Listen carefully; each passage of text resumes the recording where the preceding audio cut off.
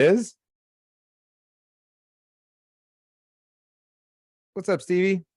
Sorry, I gotta unmute and turn my camera on and all that stuff. How Yeah, we doing? good. I saw your name on the list there, and I said, "Man, well, while we're waiting for Bill, let's pop up a good old Stevie. How you doing, buddy?" Good, good. Long time no see. How you? I am fantastic, Don. Very I'm cool. doing great. Ray Zach. Oh, here we go. There you go. No, it's good to be on. I was excited to see you guys. I watched the Craig one the other day. Very cool. I love Craig popping on and doing what he's doing and coaching and stuff. Yeah, it's really up his alley. Like I said on his LinkedIn, it's like he's been coaching individually for years. That's his job, was basically to do that, and it's just nice to kind of open that up to the public now. Yeah. So that's kind of what it is, right? I think all of us have that role as leaders, is to, lead the group that we lead. But then when you go into the consulting space or into the coaching space, you get to lead everyone. So yeah, that's the cool part. Yeah, no, it's exciting. And, I'm watching them on LinkedIn and communicating with them. So happy to see so many people we know succeeding and trying things that they're passionate about and love. So yeah. How are things out in California? I was just gonna say, you want to give us an East Coast update? Yeah, might as well. We don't have Bill on yet, so I text East Coast update is about the same as I think everywhere else. I talk to people all over the country, and everybody's saying, right, no inventory, rates are rough. We're basically in the pre-approval business at this point. Just you got to go old school, right? You got to go to your realtors' offices. You got to go to open houses. I mean, they're the people that are picking up market share. They're the ones that are doing those things. There is no magic bullet right now. The market's down, rates today sort of sucked ass. So yeah, we needed that, right? Yeah, that's the technical term, right? Yeah, go ahead. Sucked ass, yeah. I read that. Brian Devlin texted me that one. So yeah. Well, every time we think we're going to get some momentum to help us, then there's always some headwind that so much for May 10th, huh? Yeah. So, Bill never said, or Barry never said what year that was, right? It could have been 2026. Yeah, what's interesting though is I just read an article this morning, and I hadn't thought about this. So a glimmer of hope for inventory is that with travel and Airbnb starting to suffer some of the recessionary turns, people might have to sell their Airbnbs if they're not profitable anymore. So that's a little bit of kind of, I don't know, we'll call it mystery shadow inventory. Well, let's bring the word shadow inventory back. And I think that may actually be, and it's not going to solve all the inventory problems, but it could help some, because those are a lot of the homes that were taken offline and converted into rentals. Yeah, no, I read the article about the Airbnbs and VRBOs. Their revenue's down pretty dramatically, and a lot of markets, it's sort of the canary in the coal mine. I think, when people start having concern about their personal, wealth, the one thing they stop vacations and traveling and spending on luxuries is something that they cut back. So maybe that's a sign. And, in our world, right, obviously that could help us with inventory. The builders, they're picking up pace a little bit, but they are not going crazy. It takes too long. The building is not something. Yes, they're all confident now. They're all going to build something. But from the moment they say, yeah, go, to the moment there's a key in the door, it could be 2 years. Yeah. So where it might help is they might accelerate the phases of developments a little bit. So that would be helpful. Hey, we have Michael Rodriguez raising his hand. Do you want to jump him on? There we go. Hey, Michael. Michael's muted. It's been a while. I'm not sure if he gave up on us. Sorry, we were enthralled in conversation about inventory. Yeah. Well, these are what people all want to know, what's going on with others. I mean, that's why we're bringing Bill on to kind of give us his input. But unfortunately, I wondered if he got tied up. Yeah. You want me to call him? I tried calling him. Okay. No dice. So anyways, look, we can talk about a lot of the things that Bill would talk about, because I saw him down in San Diego, or in Anaheim, at the Mortgage Innovators Conference.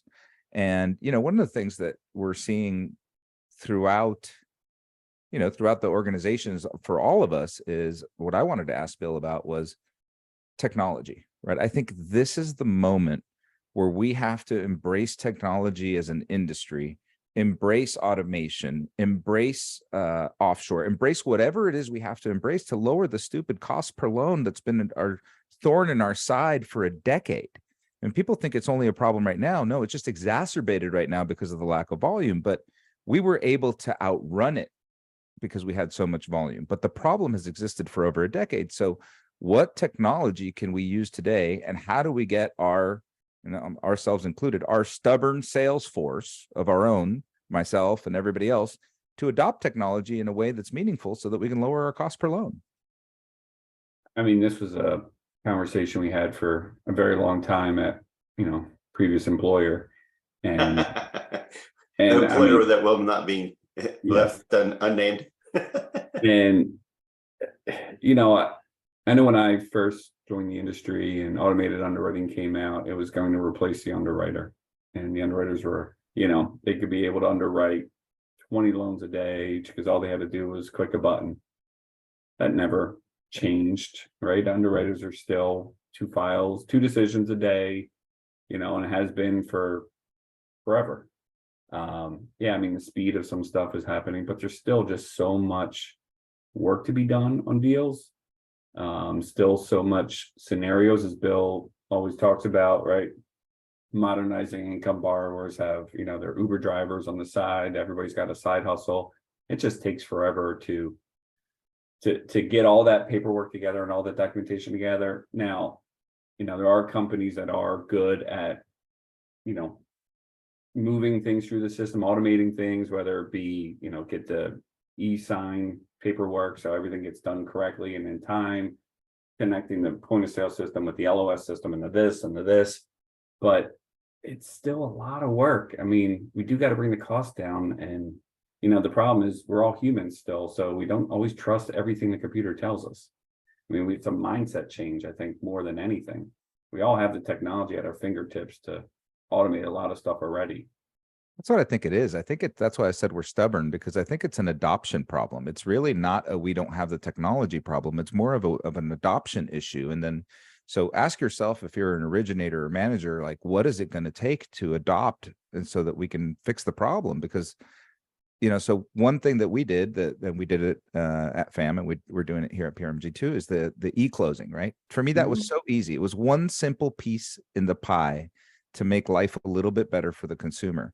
What I've been super focused on is Brittany Hodak told us that, first-time home buyers have never gotten a mortgage before, and that's 50% of our market or 43% of our market. They're not comparing you to another mortgage experience they ever had. They're comparing you to every every experience they've ever had. So I realized our competitor is not each other. Our competitor is Amazon. If we can't provide an Amazon-like experience for our consumer, they're going to feel like we suck. And so the only way to do that, and I think Bill calls it push button, get mortgage. I think we have to get to the point where it's easier. It's just too hard right now. Yeah. How do you combine the technology with the sales force? So, right. I mean, the advisory side of a Michael Razak, for example. I mean, you don't want to get to the point, borrowers, this is obviously such a huge transaction. And you need somebody to talk to. Like I was just met with a person to put solar panels on my house, and I could have done a lot of that online, but I had to talk to somebody. I didn't understand how solar panels work. I didn't understand the different options to what, so I had to talk to a salesperson. I talked to this lady for like an hour. I mean, there's some automation around if I do sign the paperwork and get a loan and all that stuff, but you're still going to need the human touch. You just got to make the process, to your point, the Amazon type experience. When they're ready to go, the things that can be done themselves, they should be able to do themselves, with the loan officer advisor helping. Yeah, I mean, for me, it's the gathering of documents that we have to fix, right? And to a fault, the way we've operated is we give our LOAs that are, LOAs and processors autonomy to build their own workflows because they're super experienced, right? We're dealing with people that generally on our team have been in the business 20 years or more. So, I think that we don't have the disciplines required to rely on the electronics, and we just go and do it. We're like, oh, I'll just do it the old way. It's faster. It's not faster. We have to say, no, I want to be able to grab all the electronic information that I can, and then I'll fill in the 6 gaps. Well, I mean, in theory, right? If somebody really just, I mean, this is not just a one company thing. It's got to be like a Zactus or some sort of repository information that goes in. I mean, in theory, right? All of our income, all of our assets, all of our life histories, our credit transactions, all that stuff is out there. Yeah. And if somebody could click it where you just type in your social security number or something, and it all just, flows in somewhere. It'll happen someday. There's 2 companies leading the charge with that. One of them is Freeform, and the other one is True Verifications. And they both work differently. But I think, depending on what's right for your organization, looking at one of those 2 options is something to look at. So what's interesting about True Verification is it's tied to payroll services in the same way that account checks is tied to, or Plaid is tied to banking systems. So we've already been able to solve this for assets, right? So we've got the solve for assets. What we haven't been able to solve for is income. And so it was only the work number VOE that we were able to get through Equifax that was helping us get day 1 certainty. Well, now through TrueV, what they can do is they can ping any payroll service. So whether on QuickBooks payroll or Barrett Services or ADP or whoever the payroll service is, we can now grab all that payroll data. And so where that really helps is when we're trying to get this information for people that have bonuses and overtime and those kinds of things, instead of sending out a manual VOE. Yeah. Have you seen the cost of these things nowadays, though, too? I mean, the cost of credit. Well, everybody's worried about costs right now. Yeah. I mean, we're sitting there trying to sit that, our cost to produce is going skyrocketing. A lot of that has got to do with all these vendors that you're plugging in to make our life easier cost more than, what it used to do. That's interesting. Yeah, when we had volume in units, we were like, oh, it's not that bad per unit. Now it's quadruple that, Yeah. So that's substantial. Look, every free market fixes itself the same way. There's only 2 things that can happen. If our wholesale cost to produce cannot go down any further, and there's not, and all of us have the same problem, then the only thing that could possibly ever happen is that price has to go up. Right? I mean, that's the reality, right? If you're a house builder and the cost of wood and labor and all these other things go up, the cost of the home goes up. Yeah. So we had some artificial forces this year with people that decided to artificially manipulate price starting last year. And I think that's what set us all back. But I think if, as now that we start to adapt a little bit to the current marketplace, and those guys, their big bucket that they were using to fight the fight is closed. Because I don't know if you've noticed, but the gap between broker and banker has shrunk dramatically. Thank God. Yeah. So we're not we don't have a big spread like we did last year. So because of that, then I think what can happen is price can creep up. Because the only other thing that can happen is you would have to compress the income of those that are working on the manufacturing line. And that's going to be really difficult with the headways that we have as a country with inflation. Yeah. So I really think that at some point what's going to happen is margin will rise to cover. It has to. And I mean, companies are going out of business for a reason, and you can only last so long. Even those that are trying to knock everybody out, I'm sorry, but they're either them or their board members are not going to put up with it too much longer. And with the end game is to eliminate some of the competition, but at some point you have to make profit. Yeah. What did I read? I think it was 70. I can't remember the exact stat, but it was in the 70 some range. 79% of companies took a loss in Q1.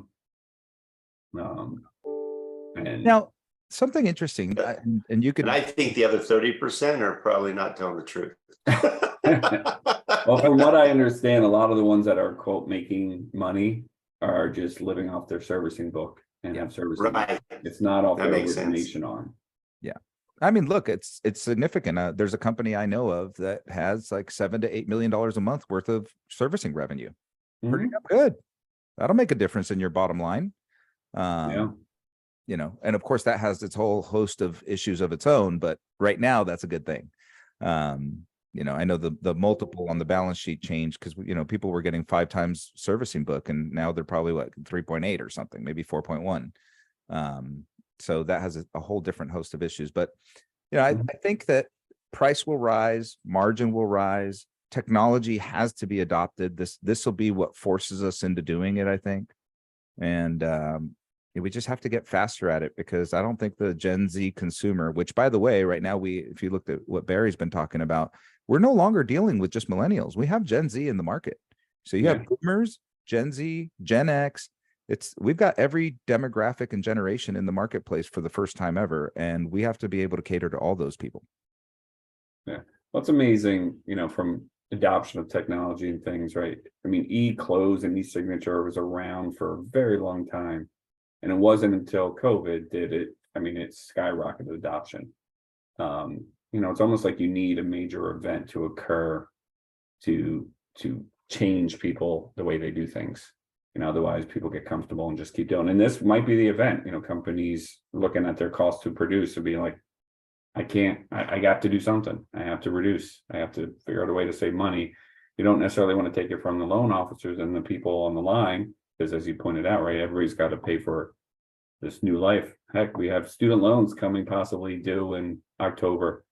I mean, did you hear that's going to be $5 to $10 billion, they're saying, a month coming out of the current, you know, in bills that people are currently spending, you know, on clothes and restaurants and VRBOs and Airbnbs and all sorts of stuff that is now just going to go to a student loan debt. Every LO on here has customers they've seen where they have $100,000 in student loan debt, but right now it's being all deferred. That's coming to reality soon. You know, I mean, those are all things that are definitely going to impact people's ability to buy. But right now we have so much demand and such little inventory that you ask yourself the question, like, how much demand is that going to really strip out? Like 10% of the borrowers? Well, I still have 3,000 people pre-approved. So, you know, I think I think it's going to end up being a good thing overall, because if you take all this, it's going to be very deflationary. To take all that cash out of, you know, people's expenditures and people's spending habits.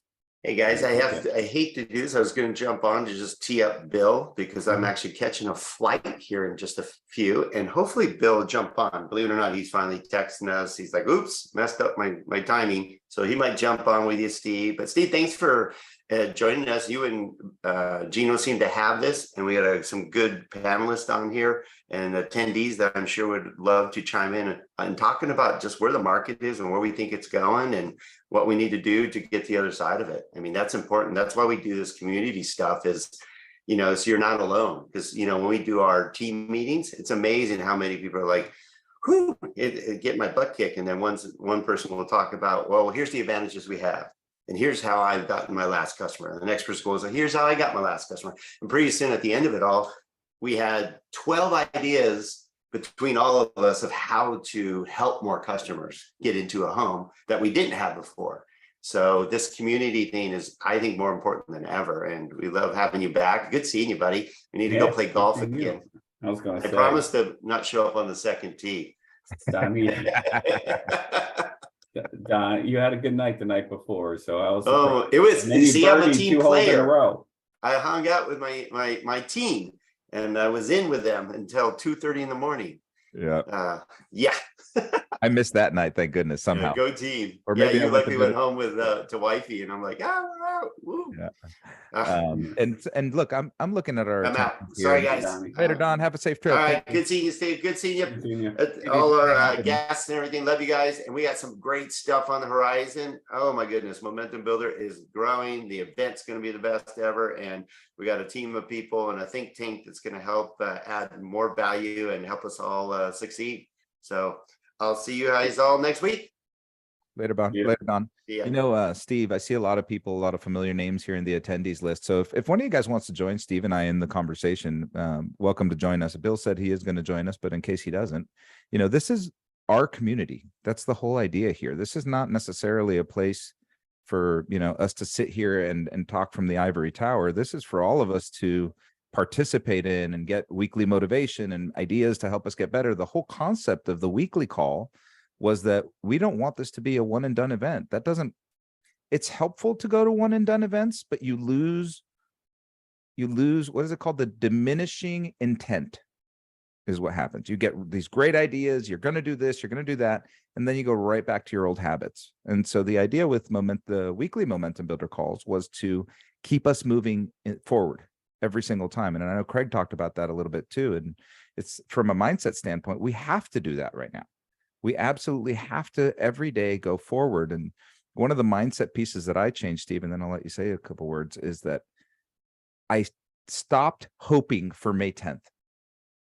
I stopped wishing that tomorrow rates will be better, right? Because then I would have woken up this morning and been devastated when I saw the market if I would have had that hope for today. And now I'm hoping inflation numbers are going to be good tomorrow. So instead, the mindset that I took was, today's my best chance ever. What if tomorrow's worse? Today's the absolute best chance I have to do something great. I don't want to squander it. And so that helped me when I get up in the morning to say, okay, here's the things I'm going to do. And I have the list of activities that I want to achieve. So that's been helping me from a mindset standpoint. Well, I think that this weekly call has been fantastic because we all got burnt out in 2020, 2021 from just sheer volume. And we were all working around the clock. Now, the good news was, our hourly wage during that stretch was fantastic because volume was falling out of the sky. And now people feel like they're burnt out because you're working twice as hard and making half the money. A quarter. And, having this call to just continue the motivation, hearing some stories, just go out. I mean, the people that I see that are succeeding the most are the ones that have the attitude that you're talking about, Gino. They're just saying, all right, I just got to go work. I got to go put the hours in. I got to go sit in front of as many realtors as possible. I got to go to open houses. I got to go talk to builders. I got to go, all the things that we all know. We all know yes, there's tips and tricks that you can do a little better every time, but it's really just a matter of keeping the right attitude and just go and demand the business. You also have consistency is super, super important. That's one of the things that I've always been looking at. Like, I know you mentioned Mike Razak earlier.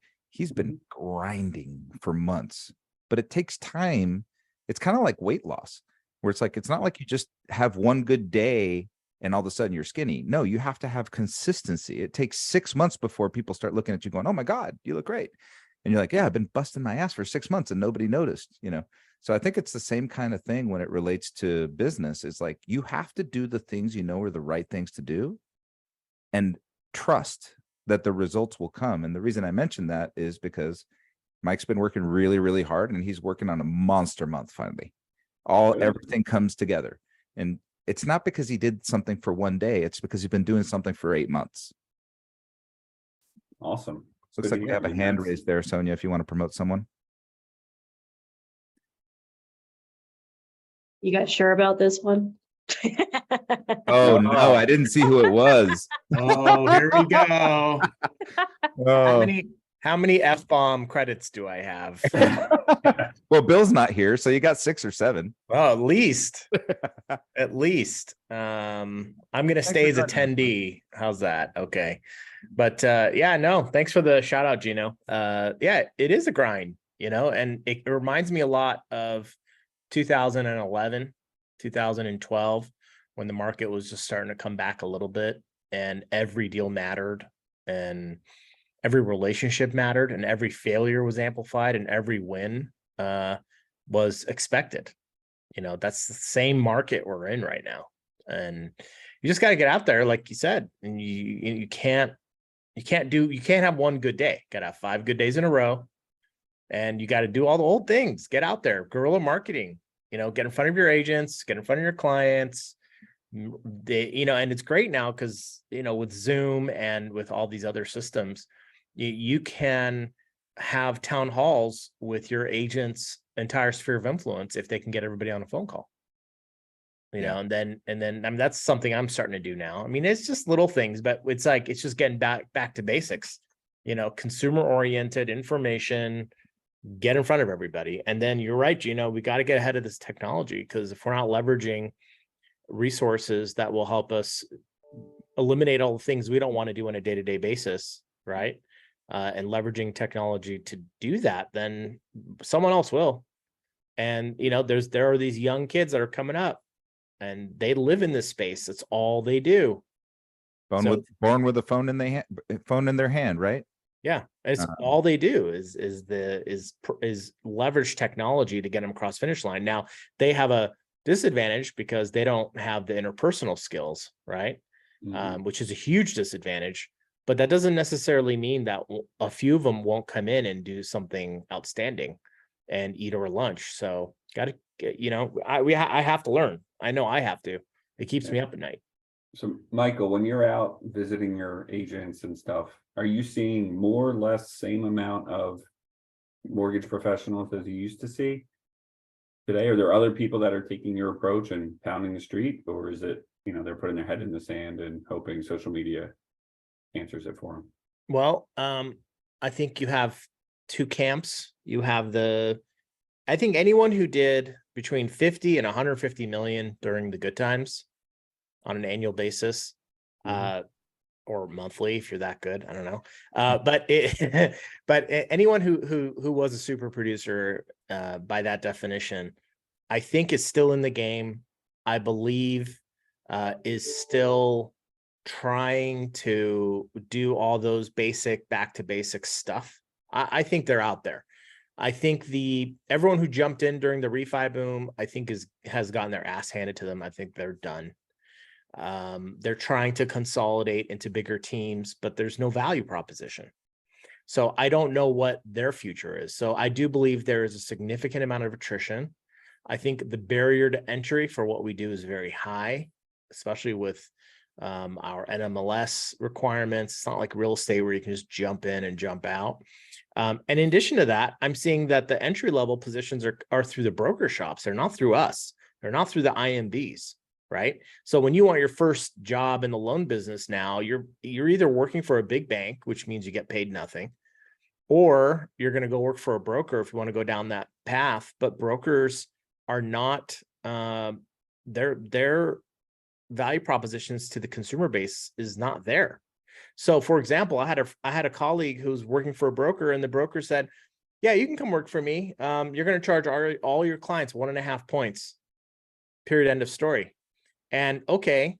But you look at the spreads, he was making 2 on the back. So the entry level for seasoned loan officers who maybe don't have a lot of volume on the broker space is just not, it's a non-starter. They will not compete unless they're trying to go after non-QM only. And for the other entry level spots, it's just not a good income proposition. If you're not getting a base salary, it's just not, there's no money for you. It's tough. It's really tough. Yeah. So to answer your question, yeah, go ahead. Sorry. I was going to say someone that really understands the broker space. We're just chatting back and forth. So I was going to bring KP on actually. Yeah. Yeah. So KP is going to be audio only, but because PRMG has wholesale and retail, he's got a unique vision of the whole market. And you did too, Steve, when you were running at FAM. It was the same thing. You had to deal with the duality of the two things, and how do you balance the two businesses, and how different are they? I asked KP one day, I was like, hey, should I put a wholesale rep on our team? He's like, they're culturally totally different. You shouldn't do that. I'm like, oh, okay. You there, KP? Yeah, I'm here. How are you? What, buddy? Good to see you, Steve. Good to see you. Gino. I was just having fun with Michael because I love that guy. And my hairy chested cigar smoking badass friend from Belize. We had a hell of a day out there, a couple days. Yeah, it's interesting. I sorry, I apologize. I only flirt with you, Michael. Yeah, in front of other people. That's your game. I get it. Yeah. Let me just say, I at PRMG we do have 3 channels, 4 if you count delegate it within our correspondent channel. And I always say that the difference between the channels isn't really what is at stake. It's leadership. And so people come and go based on their immediate leadership. Like how many leaders, like Gino and Don are putting together something like this event right now, or the event they had in their office consistently, or momentum builder. Nobody. So that's the short answer, right? And so is what matters. Leadership is what originators lean on, especially during the tough times. And yeah, our market's cyclical, and it's tough when there's higher rates or lack of supply, but there's still tons of business getting done. And Michael's a perfect example of it. And he had to build into this pipeline at a new home that he was forced to go find because, you know, a hedge fund backed company decided, you know, we're out. We don't like losing money. You think we like losing money? There's 4 of us that own this company. Paul and Robert are the founders. I've been in the company almost 13 years as an and then Gary Malice is also a partner. But we're playing the long game. And so, you know, Michael brought up a point, you know, are you playing the long game or are you short-term focused? Everyone knows that as soon as the Fed cuts the rates, margins are going to widen out. There will not be enough capacity in this industry to handle all the business. Let me give you an example of what I mean by that, and then I'll go back to make that point. For over a year now, we've been doing loans over 6% for first-time home buyers, 1.5 trillion in purchase business. We'll probably have another 1.5 trillion under our belt by the time the Fed cuts. It's $3 trillion in the largest loan amounts ever of first-time home buyers mostly, or these non-QM loans, maybe at higher rates with higher loan amounts. When rates come down, every one of those will get a net tangible benefit, more than likely. So you're talking, it doesn't take much either. It's like new rate has to move like 75, 5.5, 6.75, 5.75, whatever the rate ends up being. It's going to tidal wave of refinances, and she will not have the capacity and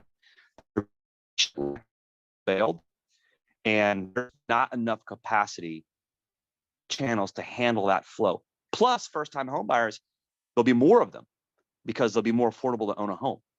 So margins will widen out.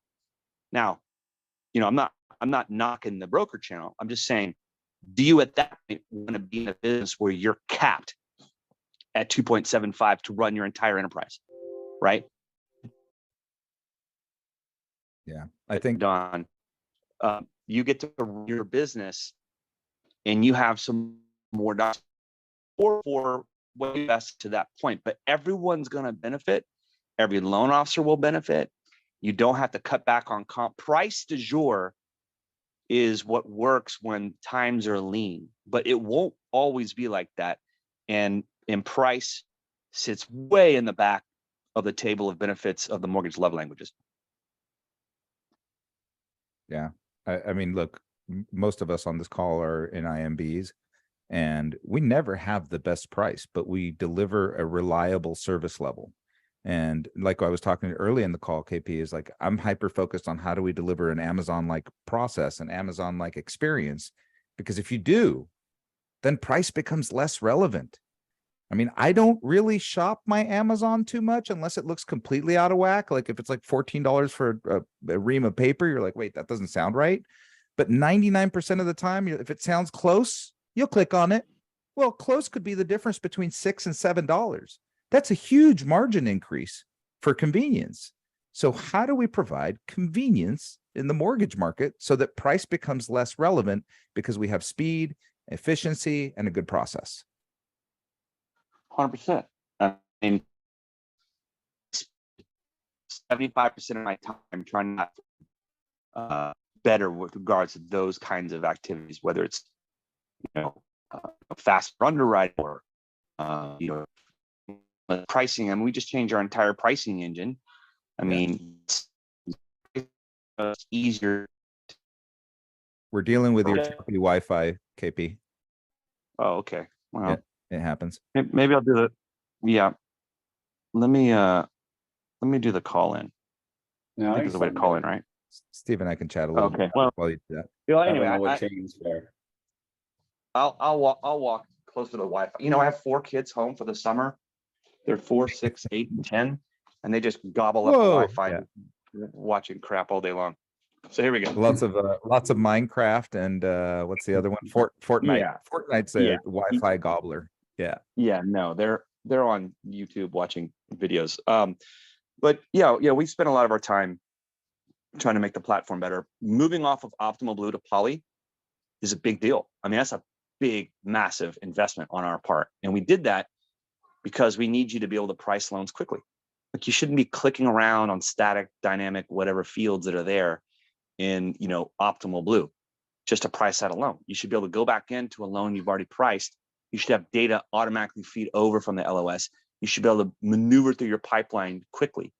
And that's just one of many things that we try and, you know, Amazon out, you know, within our system. But, and again, I don't want to sit here and have this like, you know, price doesn't matter. I mean, there are times where you lose a deal on price. It does matter to a certain client, and you are going to lose that. And, you know, I can be in a room of 3,000 people and I go, okay, one of you in here, only one, has the best price.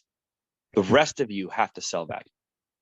And that person probably works for a credit union, right? So, you But know, they don't have non-QM, they don't have reverse, they don't have Reno, they don't have any of the other stuff we have, right? They just yeah, do I mean, vanilla deals. well, they also get paid shit. And when the banking crisis happened in March, every single bank and credit union puckered up. Yep. So, you know, it just, there's no panacea, right? There's no perfect scenario. And what's interesting is I keep tabs on people who leave our company for a competitor that's an IMB, or they go to a broker. They're not doing any more business at the new place. Like this person that went to cross country or that went to become a broker, they're not doing more business than they were doing here. They had a falling out with their immediate leadership. Yeah. And so they just, you know, they made a move. And I mean, you could track everyone's data. It's all out there with MMI data, and you could see what everyone's doing. And so if someone's like, you know, my place is the best and my model's the best, and, you know, you could call them on their shit, right? You could see, you literally have empirical data to show how they're doing. And so, and some people do better when they go to other places. I think our platform is very sticky, and I'm not here to promote PRMG. I'm just saying there are a lot of great IMBs out there that really invest in their technology and their platform and their people and their leadership. And those are the companies that are winning. And, you know, there's a nice handful of them out there that are winning. And I think when the market turns, they're going to win even bigger than before. I mean, look, Steve, we weren't perfect at Finance of America. We had all kinds of imperfections and things, but the leadership group and our personal group and the way we operated is we did things together. Yeah. And just that power of unity gave us a lot of strength. And that's kind of what this call is about too, is like just strength in numbers, right? Those that train every week, those that do have all the disciplines, those, I mean, there are a few probably people that don't have the technology that you need to have these days, but a lot of these big IMBs, it's like, what's right for you, right? Some people absolutely love G-rate, but that may not be right for me, right? It may not be right for someone else. So you have to find the right platform for you. And you know that we had to go on a crazy shopping spree immediately, but you have to find the right platform for you. And look, a lot of people went together with Steve and his group, right? They went together to go mortgage. And why did they go together? Because they love the leadership team, the people, right? That's really what we're at these companies for, the people, aside from having to do mortgages. I feel like having to do mortgages is table stakes. We all do that, but I want to work with my friends and I want to work with people I can trust when shit gets hard.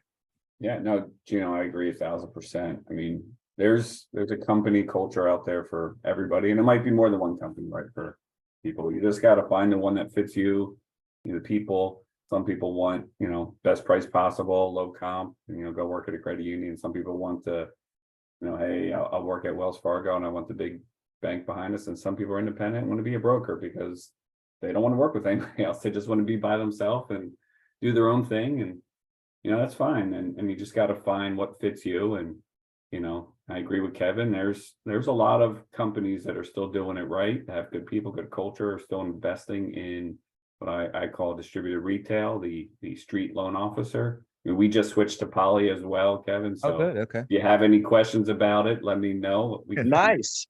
Good move. We went from OB to Poly a few months ago. And, you know, I will say Poly is, you know, it's got a lot of wins. There are a couple cons that we have discovered. We use Simple Nexus with it, and they just a couple issues there. But overall, integrations are always challenging. we had Yeah. we had an issue with Blend yesterday. Yeah. We tried to go because over half our retail team is funding on Blend, Mhm. and they tried to switch over to Poly yesterday. We had some glitches, and like within the same day, we reverted back to OB. So I know, and like in Arizona, there's like a down payment assistance program that's released, and Poly had not gotten to their end to update their side of things, so we could update our guidelines with the new release. And so, but they actually, they have a lot of people that left OB to go work for them at Poly. Yeah. And so I know they're going to get it right. And from a cap markets perspective, our cap markets team on the hedgers, the traders, the guys, and gals that sit in the dark room, there's real benefits to Poly on their hedging module behind the scenes, and that helps us with execution. We can go live pricing and all that kind of stuff. So yeah, we're betting long on them, as you guys are as well. And I know if your company, our company, we all push on them. We'll make sure they get it right. Yeah, Yeah, and no. that's the thing about technology, right, guys? It's like it always, and it's been super difficult for us because for our team, this is our third time developing an integration between a POS and an LOS to get it to do what we want to do, because we did it twice at Cloud Virga, once on Encompass, once on Byte, and now we're doing it with blended Encompass. And just technology, we have to break it, find the problem, send a ticket into Blend, let's say, or Simple Nexus, right? They're both dealing with the same thing that Cloud Virga dealt with all those years. And then they've got to they got to identify the problem, send it to some coder somewhere out in the world, I don't know, Romania or wherever they're coding these days. And then they think they fix the code. They run it in a test environment. They check it on 10, 15 first-timer files, and you're like, it works great. And then you release it to the field, and the field's like, this sucks, it's broken, you didn't do this, or it changed over here. And so that's the challenge that we've all had with technology, is the adaptation. Every time you make a change, it messes something else up. It's kind of like a game of whack-a-mole. Yeah. And the Polys of the world, right? Optimal Blue being the number one market share leader in the clubhouse for a long time. I mean, they have all the integrations built, they roll out products quick, things like that. But their technology, the foundation of their technology is old. And to Kevin's point, the back end of Poly is phenomenal, and our traders absolutely, they love it. So but you got to get they got to get through all those integrations. They got to be able to connect to the Encompasses of the world and the products of the world. They got to be able to do that where Optimum Blue's already got all that built. So it's tough for a lot of these companies, whether it be an LOS or POS, to start, because I remember Cloud Virga, right? Your first connection was with Encompass, which makes sense. They're the largest market share. And when we try to switch them to Byte, I mean, oh my God, it was broken for like a year. It was Yeah. just god awful. And I will tell you, I heard more bitching about Cloud Virga and Byte for all the years of Finance America. Come here, we get Simple Nexus and Encompass, which are like two of the market leaders, and everybody wanted to go back. Yeah. I texted Bill Dallas. I'm like, Bill, everybody wants your technology back. Yeah, it's like martyrdom. We're looking back on it. We're looking back on it with rose-colored glasses, like, oh my God, it was beautiful. Well, you get used to using something. You get used to your team. You get used to your leadership. You get used to your habits. It's hard to change all of your habits when you're just trying to blow and go and dial for dollars and drum up business and push that real tough loan through the system. And then, man, I got to learn a whole new point of sale. I get it. Not to bring up any old wounds or anything, but I was at Mortgage Innovator Conference last or 2 weeks ago, and Chris and then Maria, who's she's the CEO of Cloud Virga, were there, and I had lunch with Maria on Tuesday here in town, just keeping tabs and seeing how they're doing and what they're up to. And so don't worry, Gino, no big changes coming. We're still going with Blend, but yeah, it's just funny you guys are bringing up Cloud Virga. I literally had lunch with their CEO on Tuesday, and they're a pretty lean shop. They have like 48 people, and the offshore about 50 developers, and they're trying to make a push out there in the marketplace again. They don't have, Chris is a guy there. It's like he's the one-man sales force, right? So anyway, it's interesting. It's I have to interesting say too. though, from a loan officer's perspective, you could disclose, lock, and order your appraisal in 10 minutes. One person, and the GUI, once you got used to it, I mean, you had a learning curve of about probably 4 days or maybe 10 deals. I love that you said GUI. You brought up that's how I know you're old school. You brought up the GUI. Yeah. I haven't heard guided user interface in a long time, but you're right. Yeah.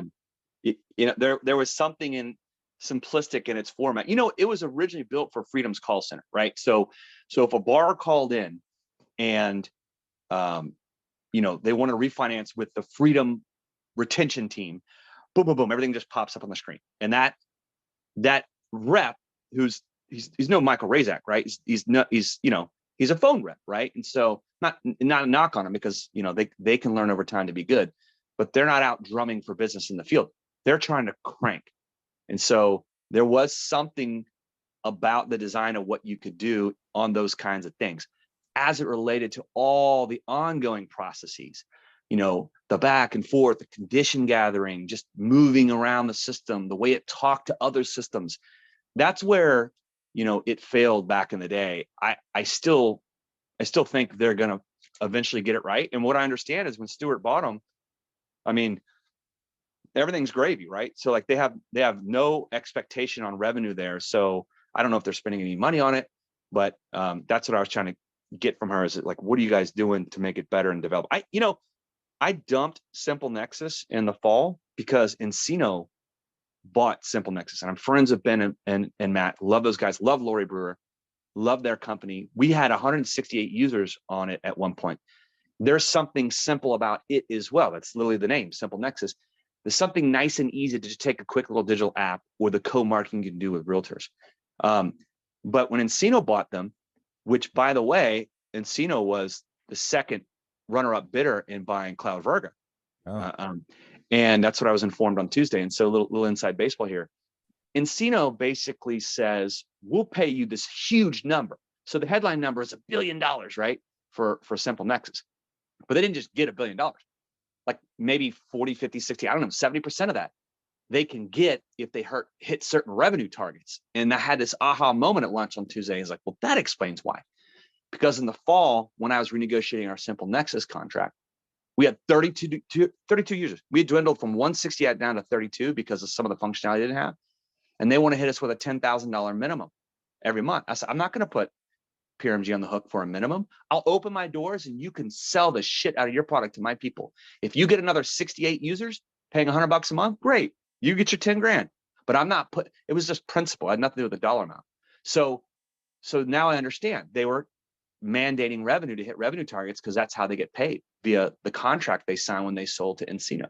And so it's a shame, because I really like that. And Steve, I hope you guys are pressing them really hard. And by the way, I still went to Snugfest. I was still at their Simple Nexus User Group Fest, which, who doesn't take a business trip, on the company dime where you can snowboard. But I was also there to press them and say, you guys got to get your soft pull credit stuff together. I need to be able to do a try soft pull and run it through LP and DU where I have no trigger leads. And it's on the roadmap. And I said, so I'm pushing them to get that done.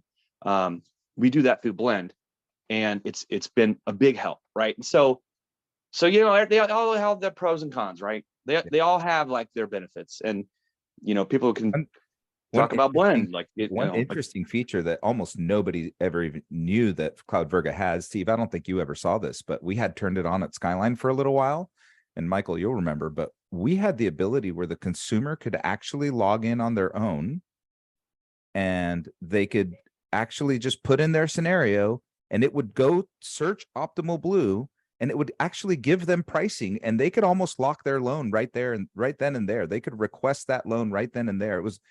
The concept was originally to make it almost super automated, to where they would order their own title, order their own appraisal, order their own things.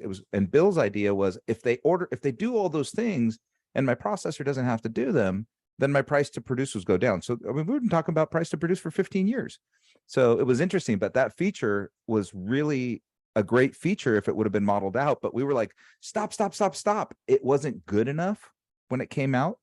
So it would tell people they didn't qualify for stuff. And I'm like, no, I could still get that deal through. Like, don't tell someone they're declined. It just needed to be like, hey, you still need help from a representative. But look, all these technologies, they have great features. They turn them on, they turn them off, they try different things, they listen to our feedback from their clients. And I just hope that over time we get to something that really has a stable platform for all of us. Even if it's 2 or 3 different companies in the space, that's okay. Competition's healthy. We don't want the Encompasses of the world to be all by themselves, because then they won't innovate. So I think there is those are still the people that are in that space that are doing a good job. I don't know if Cloud Virga becomes a leader again. It just depends on what that sales team does. Sales So team of 1. yeah. Hey, gents, it is 5 minutes till. I'm sorry that Bill didn't make it today, but I'm also kind of glad because we've got to just have a candid conversation in front of everybody with our community so they could hear the things that we deal with, and a little inside baseball from KP and Steve here, and telling us a little bit about what's going on the back end of Poly. And those are exciting things. And look, that means to me, what I heard is better trading, better execution, better price, right? That's really what I heard. So, or more margin, finding a little, we found 4 bips, Yeah, we're fighting for bips right now. yeah, it's a no bip left behind. Remember that one? Yeah. All right, gentlemen. Well, thank you all, and thank you all for joining us. And we'll catch you again next week. We've got Bill Hart. It was so exciting to see Bill Hart the other day. We bumped into him on the airplane, and then he joined us at our Momentum Builder think tank. And then Chad, oh my God, Chad's system. It's really about implementing the things that we learned. So it's just right in alignment with everything that we do at Momentum Builder.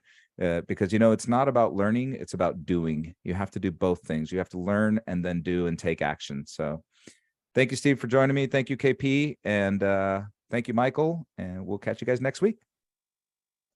Thanks, guys.